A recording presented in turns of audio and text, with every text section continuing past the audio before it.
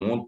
Nous avons besoin d'un homme plus sage encore à nous en sortir. Ça, c'est Montaigne qui l'écrivait dans ses essais, qui replace un peu, si vous voulez, de quoi on va parler aujourd'hui.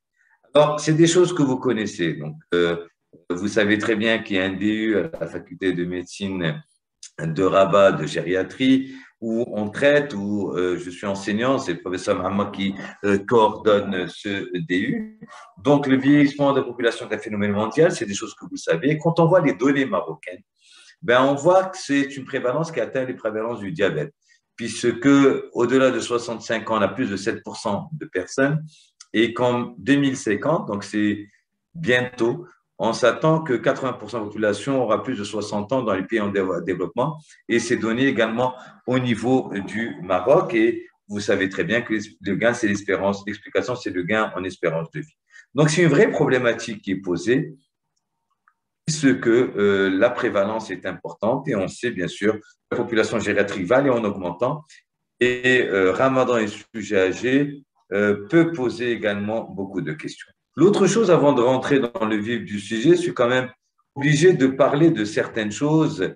Certaines choses, c'est tout d'abord les caractéristiques des personnes âgées, générales des personnes âgées, qui vont essayer, si vous voulez, de comprendre et d'expliquer en gros la problématique qui est posée par le Ramadan. C'est vrai que le vieillissement est un peu plus hétérogène, mais ce qu'il faut savoir, c'est qu'il existe un déclin progressif des fonctions de l'organisme.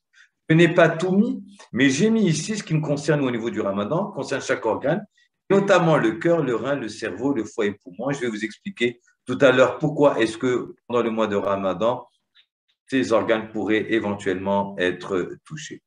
L'autre chose, c'est que le déclin va expliquer les difficultés d'adaptation des personnes âgées au stress. Le Ramadan est un stress en lui-même, j'y reviendrai tout à l'heure. Et puis, l'autre question qui est posée, vous le savez aussi bien que moi, c'est la population âgée, le déclin de fonction responsable des modifications pharmacocinétiques. Et donc, l'autre question qui va être posée chez le sujet âgé pendant le mois de Ramadan, c'est la pharmacocinétique des médicaments. Et quand, c'est une des questions également qui est posée, quand doit-on prendre les médicaments? Et bien sûr, si bien sûr le jeûne est permis, bien sûr, on pourrait revenir tout à l'heure en discussion et je vous invite à poser le maximum de questions que vous pourrez. L'autre chose également, c'est que je voulais parler, c'est quand on parle de population gériatrique, c'est une fréquence de la polypathologie. Et en général, au-delà de 70 ans, il y a 3 à 5 maladies.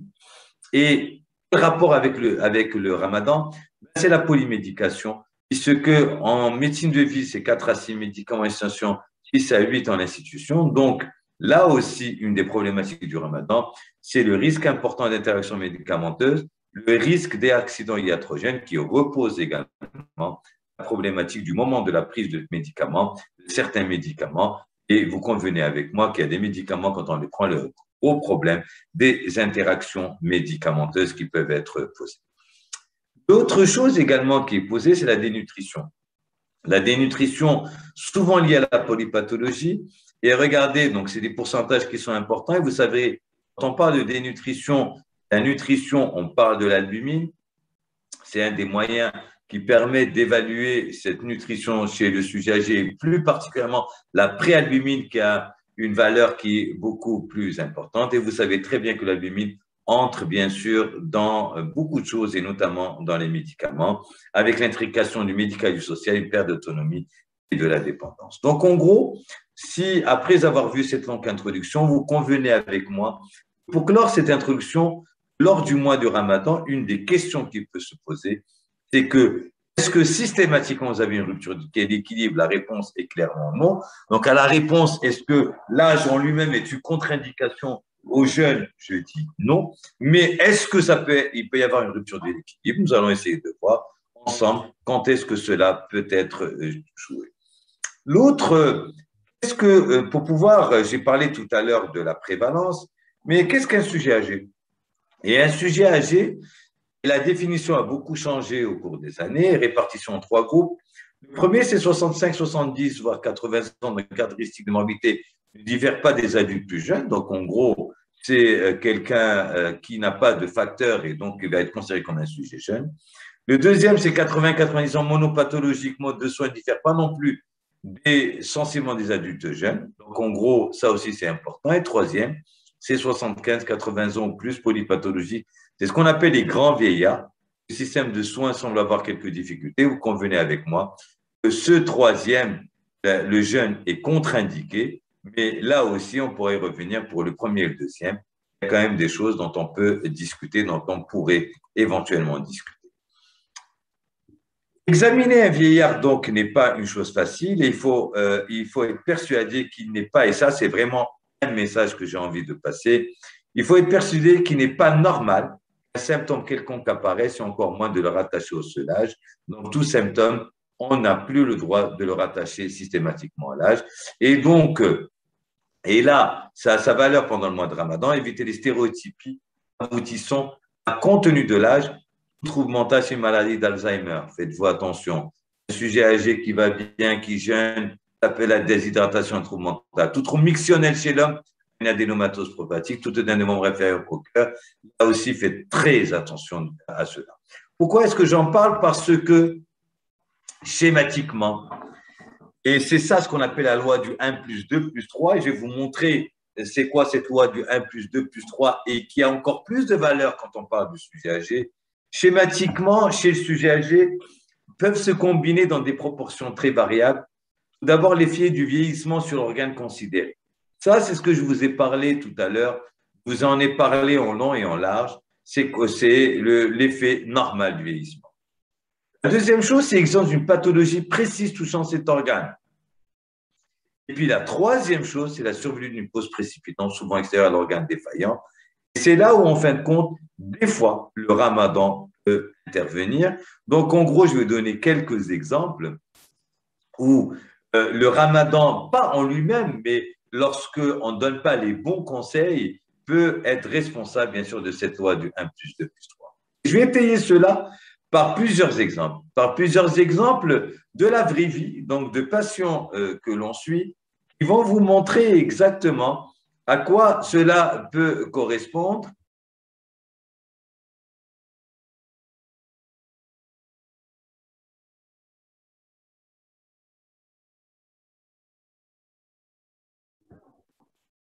Vous m'entendez? Allô? Et là, je pense que ça va. Donc, trois exemples qui vont montrer, en fin de compte, ces théories du 1 plus 2 plus 3. Je prends l'exemple d'un patient de 80 ans. Il y a un cœur, et on a vu tout à l'heure les modifications, les processus hétérogènes qui pourraient intervenir. Il y a un rétrécissement aortique connu stable, donc qui ne l'empêche pas de vivre normalement, donc ça, ce n'est pas une contre-indication. Et insuffisance cardiaque déclenchée par une anémie de saignement chronique. Oui. Là, voilà l'exemple type, je vais vous donner. C'est un sujet de 80 ans qui faisait sa marche, qui avait sans problème particulier. Rétrécissement aortique, mais bon, vous savez très bien que tout rétrécissement aortique n'est pas chirurgical. Et le fait de prendre, par exemple, son cardégique qu'il a l'habitude de prendre ou son anticoagulant et qui ne protège pas avec un estomac gris, peut être responsable d'un syndrome hémorragique. Et ce syndrome hémorragique en lui-même va décompenser donc ce cœur qui était stable, un rétrécissement aortique connu stable. Voilà un des exemples du 1 plus 2 plus 3, où anémie par saignement qui peut être multifactoriel, nous y reviendrons tout à l'heure en discussion, que ce soit un ulcère de stress, etc., va se compliquer en insuffisance cardiaque, qui peuvent tuer un malade. Un autre exemple, c'est le rein d'un sujet de 80 ans. Il y a une pyélonéphrite chronique avec une petite insuffisance rénale stable, donc il y a une clearance aux alentours de 30, mais ce patient de 80 ans, qui était stable jusqu'à présent, va jeûner en période où il fait très chaud, insuffisance rénale aiguë déclenchée par une déshydratation. Voilà un exemple. Ou alors un médicament qu'il va prendre en majorant les diurétiques. Voilà, le 1 plus 2, donc il était stable. Et en fin de compte, le rein de 80, la pathologie en elle-même n'est pas une contre-indication, mais c'est le facteur déclenchant de déshydratation qui peut, bien sûr, aggraver, bien sûr, et le jeûne, bien sûr, un des exemples particuliers. Je peux vous citer plein d'exemples. Donc, je continue dans les exemples et c'est essentiellement, j'ai choisi ces exemples pour vous amener à poser le maximum de questions que vous pouvez. Vous prenez un sujet avec un cerveau de 80 ans Une sténose carotidienne 75%, mais non parlant, pas d'indication chirurgicale. Et ce patient-là prend de la metformine, on va dire, ou qui prend un médicament, metformine plus un autre médicament, qui veut obligatoirement gêner et qui va faire une hémiplégie contralatérale, qui va être causée plutôt par une hypoglycémie. Donc, en elle-même, ce n'est pas la sténose. On va rattacher trop rapidement cette hémiplégie à sténose carotidienne ou alors à l'âge du patient, mais en fait, c'est l'hypoglycémie iatrogène. Et de là, bien sûr, se pose la question, est-ce qu'un diabétique peut jeûner? Est-ce qu'il ne doit pas jeûner? Est-ce que le fait, sans être diabétique, les hypoglycémies, donc voilà, tous les facteurs pouvant être responsables, voilà des exemples de sujets âgés. Et puis, le dernier exemple que je vais donner, essentiellement pour vous amener à poser des questions, donc à un cerveau de 80 ans, une démence de type Alzheimer modéré, aggravation rapide de psychique entraînée par une rétention aiguë d'urine, un médicament, un traumatisme physique, surtout psychique. Voilà ce qu'on appelle la loi du 1 plus 2 plus 3.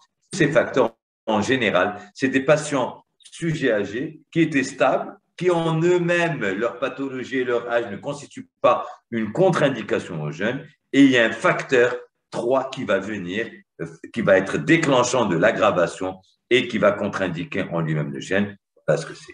Donc, sujet âgé, médicament, ramadan, si on peut se poser ces questions au travers de tout ce que j'ai dit sur la polypathologie, sur la iatrogénie, sur ces théories du 1 plus 2 plus 3 et sur l'ensemble, sur la dénutrition, sur l'albumine et sur la polypathologie, voilà les questions que l'on doit se poser, nous, en tant que praticiens, sur la règle de prescription des médicaments chez le sujet âgé pendant le mois de Ramadan. D'abord, s'intéresser sur la nécessité de prescrire des médicaments, parce que des fois, quand on s'intéresse au sujet que l'on a, quand on voit la liste des médicaments, et nous tous, et je peux commencer par donner mon mea culpa, la liste des médicaments, et des fois, voilà, plusieurs médicaments sont prescrits sans que ce soit vraiment indiqué. Par exemple, je prends un exemple basique. Vous avez quelqu'un qui a un stent coronarien et vous mettez Plavix plus aspirine. Et au fait, il fallait, et on oublie, on continue cette observation, cette prescription, et on sait que normalement le Plavix, il faut l'arrêter après 1 an. Et donc, on garde le médicament, voilà, une cause d'accident hémorragique, voilà, sans que l'on se rende compte. Ne prescrit que lorsqu'on a certitude d'un bénéfice thérapeutique. Et là aussi, il y a plusieurs médicaments qui sont prescrits, qui peuvent poser de vraies problématiques pendant le mois de Ramadan, alors qu'ils n'ont pas de réel bénéfice chez notre patient. Pensez à la posologie. Là aussi, c'est un vrai problème de nos patients. Quand un médicament est donné en une prise, ou alors quand il est donné en 3 prises par jour, et des fois, est-ce qu'on a le droit de le passer en une prise par jour? Et là, on est obligé de tenir compte de la pharmacocinétique, la pharmacodynamie et de la biodisponibilité des médicaments et des modes d'administration. Donc là aussi, c'est une chose et c'est de vraies erreurs qu'on voit pendant le mois de Ramadan où des patients vont pouvoir jeûner, regroupent tout en une prise. Et vous savez aussi bien que moi que ce n'est pas une bonne chose. Quatrième question, et volontairement, je vous ai mis cette listing, vous n'avez pas trouvé dans les bouquins, c'est un listing que j'ai fait pendant le mois de Ramadan pour que c'est des réflexes, c'est des checklists, c'est des ampoules rouges qui doivent normalement s'allumer pour nous pour répondre à la question quand un patient nous dit est-ce que je peux jeûner. Ne pas oublier que l'apparition de nouveaux symptômes peut être due aux effets secondaires. Là aussi, ça c'est une chose qui est extrêmement importante plutôt que de lier au Ramadan directement. C'est plutôt les effets secondaires d'un médicament. Pensez à la présentation du médicament, c'est une notion importante. Vous allez voir que c'est une importance capitale parce que dans la conférence religieuse qui est passée, qui a eu lieu donc au Maroc, où on voit quelles sont les voies d'administration qui empêchent le jeûne et certaines voies permettent, bien sûr, Matif Taroche, comme on peut dire, si je peux parler ainsi en arabe. Établir une histoire précise des prises médicamenteuses, ça j'en ai parlé tout à l'heure. Utiliser ce médicament que lorsqu'elles sont logiques et aidant à l'observance. Donc là aussi, en effet, si vous avez un patient qui prend un diurétique le matin et un IEC le soir, en effet, voilà, ça c'est des choses, on peut associer ces médicaments, elles sont logiques. S'il prend un inhibiteur calcique avec un IEC, plus le cas de l'hypertension artérielle, on peut les regrouper en une seule molécule. On a plusieurs molécules actuellement sur le marché marocain pour faciliter l'observance. Là, oui, mais des fois, bien sûr, quand c'est illogique, il ne faut surtout pas le faire. Si un médicament est ajouté, c'est déterminé si un autre médicament peut être arrêté. Là aussi, c'est une notion importante. D'accord, ça c'est de vrais messages. Et essayer de vérifier si le patient observe le traitement. Parce que des études ont été faites également, notamment dans la population, notamment dans le ramadan, des patients ne sont pas, bien sûr, observants. Et se souvenir, enfin, il est tout aussi important de savoir arrêter un médicament que de savoir le commencer. Ça, c'est de vraies problématiques. Pendant le mois de ramadan, qu'un malade veut jeûner, ben regardez sa liste de médicaments. Moi, c'est ce que je fais toujours dans ma consultation. Et des fois, on se rend compte qu'il y a plein de médicaments qui ne servent pas à grand-chose et qu'on peut arrêter. Et ça aidera à l'observance des autres médicaments. Donc, en conclusion de cette grosse première partie de mon topo, c'est que les prescriptions pendant le mois sacré du Ramadan doivent répondre à deux types de contraintes. Les unes religieuses, parce que, en effet, c'est une vraie problématique chez nos patients marocains.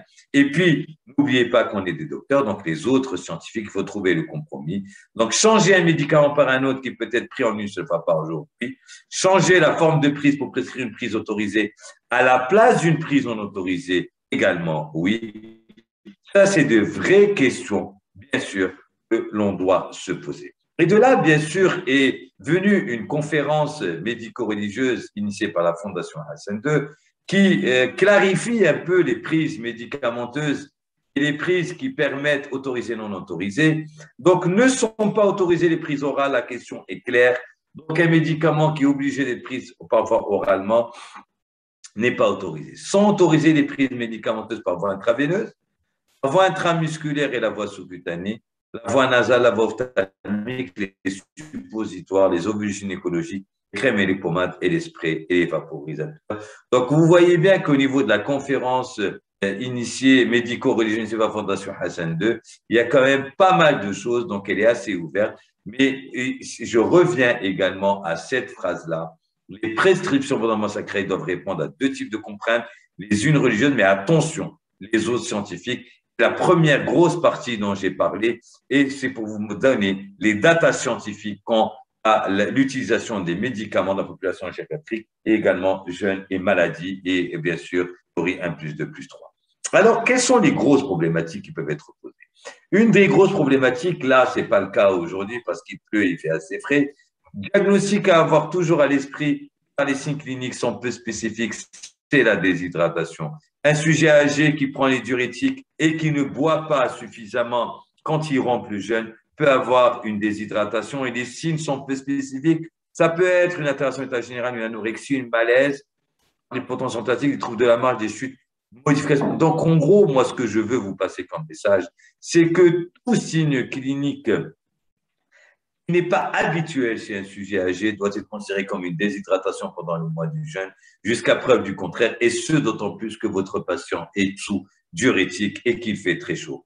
Il faut la rechercher systématiquement en cas d'affection fébrile, en cas de troubles digestifs, et on le voit très bien avec les modifications du régime alimentaire, les vomissements et les diarrhées qui sont importants, les prises médicamenteuses diurétiques et laxatives, notamment dans la population gériatrique qui est constipée, qui est accentuée pendant le mois de Ramadan. Des fois, les laxatifs peuvent donner de véritables diarrhées qui vont être responsables, bien sûr, situation des grandes chaleurs et bien sûr en cas de régime de restriction hydrique. Et on voit beaucoup, notamment dans la population gériatrique qui a des adénome de prostate et qui ne va pas suffisamment boire pour éviter parce que ça l'empêche de dormir. Et donc, il se restreint en hydrique, il prend des diurétiques, il ne boit pas pendant la journée et vous voyez bien sûr une véritable déshydratation. Et voilà quand on voit les besoins hydriques.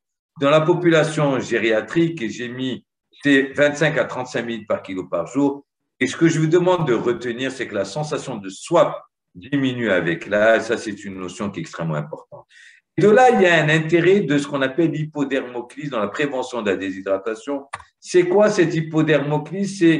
C'est une solution salée isotonique ou du sérum glucosé 5 et 2,5%, mais en général, c'est la solution salée isotonique et ce d'autant plus que l'on sait que ça ne rompt pas le jeûne. C'est une tubulure avec un système de clampage, une épi crânienne, 21-25 gauche, et on donne ça au niveau de la face antérieure de la cuisse ou de l'abdomen, et on donne 500 cc, et ça permet bien sûr de lutter contre la déshydratation.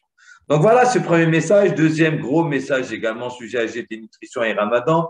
On ne peut pas ne pas parler du jeune et du sujet âgé et ne pas parler, bien sûr, de la dénutrition qui peut poser une véritable problématique chez le sujet âgé. Alors, j'ai mis ici les particularités nutritionnelles du sujet âgé. Ce que je vous demande, c'est de retenir ici, c'est qu'en cas de dénutrition, les malades âgés ont plus de masse musculaire que les malades jeunes. Et on le voit très, très bien quand on voit la répartition de la masse grasse et de la masse musculaire, et donc la déshydratation et beaucoup plus, la dénutrition, excusez-moi, la masse musculaire est touchée de façon beaucoup plus importante. L'autre chose également chez les sujets âgés qui peuvent être touchés pendant le mois de Ramadan, c'est les anomalies de denture, les troubles de la déglutition. C'est ça que je vous demande de retenir. C'est l'augmentation du seuil de perception du goût avec l'âge, de salé supérieur à la mer, supérieur à l'acide, supérieur au sucré, avec une baisse de la sécrétion salivaire, un défaut de relaxation du fundus et un retard de la vidange gastrique qui va donner une satiété précoce et durable. Et ça, c'est lié également ces sujets âgés pendant le mois de Ramadan parce qu'il va manger très peu à la rupture du jeûne. Et bien sûr, les polymédictions. Et n'oubliez pas, bien sûr, les mycoses buccales qui peuvent être fréquentes. Donc, les conséquences, en fin de compte, de la dénutrition, c'est des conséquences non seulement sur la dénutrition, sur la pharmacocinétique des médicaments, mais également sur les fonctions immunitaires qui peuvent être altérées, notamment pendant le mois de Ramadan, avec une plus grande vulnérabilité à la maladie, aux infections et une baisse de la capacité du délai de guérison. Donc, vraiment, c'est des choses sur lesquelles vous devez penser de façon très importante au cours du mois de Ramadan. Et j'ai mis ici des besoins énergétiques. C'est des choses que vous connaissez. Moi, je vous demande surtout de lire ici les besoins en fibres de 20 à 25 grammes qui sont extrêmement importants. Alors, quels sont les conseils hygiéno-diététiques que vous devez donner quand vous êtes en population gériatrique pendant le mois de Ramadan? Évitez les régimes quels qu'ils soient, sauf en cas de pathologie bien déterminée. Traiter les causes pathologiques ou c'est lié à l'environnement. Maintenir la diversité des apports alimentaires pour éviter toute carence. L'alimentation est considérée comme un des plaisirs de la vie. Donc ça, c'est une notion très importante, notamment au mois de Ramadan. Maintenir une activité physique régulière et adaptée, c'est que c'est mettre en appétit. Appelez-vous, j'ai dit, c'est une sensation de satiété précoce. Et puis, bien sûr, maintenir un apport en fibres végétales dans le repas du soir, parce qu'il y a le problème fréquent de constipation qui est lié au fait de tout manger en une seule fois, de manger peu de fibres, d'être déshydraté. Donc voilà, et bien sûr, et une diminution bien sûr de la vidange. Et bien sûr, tout cela favorise à la constipation qui peut donner de véritables fécalopes chez le sujet âgé pendant le mois de Ramadan, et ce d'autant plus qu'il est déshydraté. Prévention des infections. Ramadan, là aussi, ça c'est un conseil que je vous passe et surtout que maintenant, le Ramadan va survenir, va aller de plus en plus pour s'approcher du mois de janvier. Et vous comprenez ce que je veux dire, c'est que avant, si vous devez autoriser votre sujet âgé à jeûner, il faut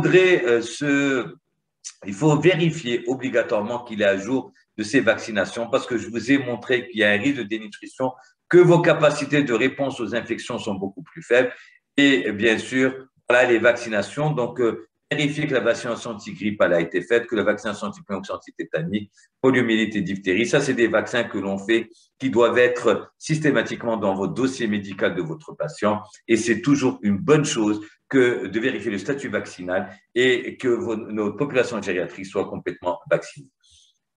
Les autres vaccinations, toutes les vaccinations vont être pratiquées. Pas de contre-indication liée à l'âge, ça c'est important que j'ai envie de vous passer. Vous pouvez donner tous les vaccins. Et puisqu'on a beaucoup de populations gériatriques actuellement qui va passer le mois du Ramadan au décours d'une Omara du mois de Ramadan, n'oubliez pas, vaccination anti-méningocoque, l'hépatite A et l'hépatite B.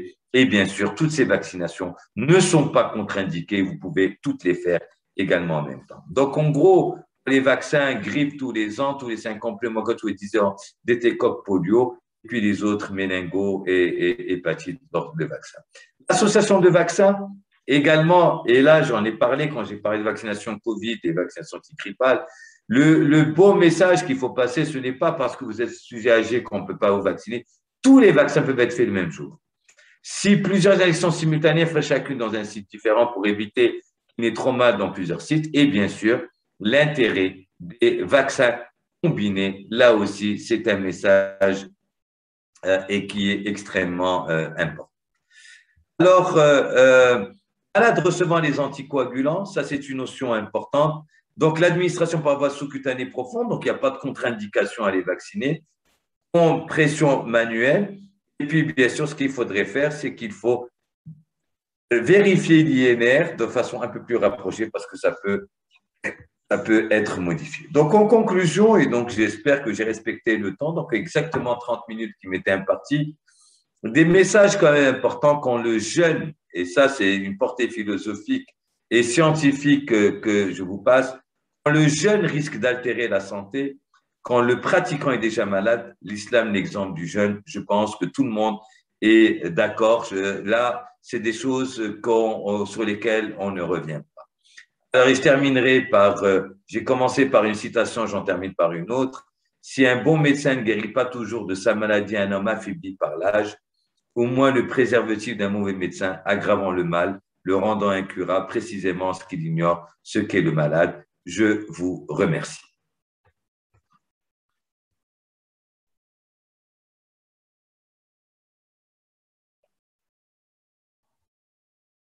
Alors, je vous invite à poser les questions qui… Alors, je vais lire… Oui, professeur, bonsoir tout le monde. On vous remercie pour votre pragmatisme, votre pertinence. On remercie la présence qui était vraiment nombreuse. On a atteint un bon nombre de participants. D'après ce que je vois, je crois que tout est clair, tout est compris. Alors, il y a une question, alors si vous permettez. Oui. Donc, je vais essayer de répondre aux questions sur le chat. La première question, la prise, qu'est-ce qu'il en est pour la prise de Centrum? C'est vrai que c'est une vraie problématique, notamment pour les patients qui ont une arythmie complète par fibrillation auriculaire et chez ou alors qui ont d'autres pathologies, un remplacement valvulaire cardiaque, soit mitral ou aortique avec une prothèse mécanique ou d'autres indications d'anticoagulants par voie orale. Et en effet, on a toujours dit que le Centrum doit être pris à distance des repas. Alors déjà, la première réponse, c'est que le Centrum, le fait de prendre du Centrum en lui-même n'est pas une contre-indication aux jeunes. Donc ça, c'est vraiment la première réponse à la question. Alors, quid de quand est-ce que le patient doit prendre? C'est vrai qu'idéalement, alors je vais répondre à cette question par deux réponses. La première, c'est que vous savez très bien que le Centrum doit être pris à distance des repas. Donc, on peut éventuellement 2 heures qui rompent son jeûne, qu'on attende 2 heures qu'il prenne ou alors 1h30 qu'il prenne son Centrum et il ne dînera qu'1h30 à 2 heures après. Voilà une façon de faire pour le Centrum. L'autre message également, c'est que actuellement, nous avons également les AOD, donc les anticoagulants oraux directs, qui ont moins d'interférences avec l'alimentation. Et actuellement, on a des génériques et donc ça ne revient pas très cher. Donc voilà, voilà ce que j'avais à dire sur anticoagulants et jeûne et mois de Ramadan. Alors, une autre question que je vois, alors, quel moment donner des corticoïdes? Alors, c'est une très, très bonne question et je vous remercie vivement de m'avoir posé cette question. Alors, c'est une vraie problématique. En gros, cette question, il y a deux questions importantes auxquelles je vais essayer de répondre. C'est tout d'abord, quand vous prenez de fortes doses de corticoïdes, ça veut dire que votre maladie en elle-même n'est pas bien stabilisée. Et donc, de ce fait-là, le jeûne est contre-indiqué. Donc, ça, c'est ma première réponse à la question. Donc, une maladie non contrôlée par une corticothérapie est une contre-indication au jeûne parce que les corticoïdes, normalement, idéalement, c'est de le prendre à 8 heures du matin. Lorsque vous êtes l'autre situation, c'est qu'un patient qui a reçu une corticothérapie à forte dose et vous êtes en train de décroître la corticothérapie. Là aussi, lors de la décroissance de la corticothérapie, le jeûne ne peut pas être indiqué. Pourquoi? Parce qu'il y a un risque d'échappement de la maladie. Pourquoi? Parce que les corticoïdes vont être prises à des horaires qui ne sont pas habituels. Par contre, un malade qui est stable sous une faible dose de corticoïdes, et quand je dis faible dose de corticoïdes, c'est entre 5 et 7,5 mg par jour de corticothérapie, à ce moment-là, bien sûr, si la maladie est stabilisée, vous pourrez permettre le jeûne à votre patient. Idéalement, c'est de le prendre sous le jeûne, d'accord? Mais l'autre message, même si les corticoïdes ne sont pas ulcérigènes, le bon sens clinique voudrait que pendant la journée, bien sûr, que votre patient prenne des IPP pour éviter qu'il ne fasse d'ulcération, parce que les corticoïdes ne sont pathologiques, ne sont ulcérigènes que sur un estomac déjà lésé. Donc, IPP, et idéalement au moment de l'FGEV. Donc, moi, ce que je dis à mes patients, c'est que si vous n'arrivez pas à vous lever pour le FGEV, le jour où vous ne vous levez pas, à ce moment-là, vous ne jeûnerez pas, vous prendrez vos corticoïdes. Par contre, si vous arrivez à vous lever, c'est le gel que je propose à mes patients. Alors, le moment des anti-HTA du lévothyrox. Bon, là, il n'y a pas de souci. Donc, je pense que la problématique ne se pose pas. J'en ai parlé tout à l'heure pour l'hypertension artérielle. C'est sûr que, idéalement, c'est d'avoir une association IEC inhibiteur calcique, que pour améliorer l'observance, on a actuellement des associations qui permettent. Et il n'y a pas de souci puisque c'est des médicaments qu'on peut prendre pendant 24 heures. Donc, ils vont choisir un horaire et qui vont prendre, pour ceux qui arrivent à se réveiller tout seul, ils vont le prendre tout seul. Et voilà, donc la problématique ne se pose pas. Lévothyrox, c'est la même chose. La problématique ne se pose pas. Il n'y a pas de contre-indication. Il peut les prendre à n'importe quel moment. Il faut juste idéalement, c'est de le prendre tout seul, d'accord? Et ça dure toute la journée. Et idéalement, c'est de le prendre, bien sûr, 20 minutes avant les repas pour les lévothyrox. Alors, une question également. Je vous remercie pour vos questions qui sont aussi intéressantes l'une que l'autre. Alors, est-ce que le sujet à manger doit manger de petits repas pendant le Ramadan à plusieurs reprises? C'est une très, très bonne question et je vous remercie de me la poser. Et ça rejoint en fin de compte ce que j'ai dit tout à l'heure sur la sensation de satiété. C'est vrai que pour pouvoir lutter contre la dénutrition, c'est qu'il faut que les accompagnants des sujets âgés leur proposent des petits repas à chaque fois. Parce que le sujet âgé, il va manger une petite quantité, il va se sentir sa pêche.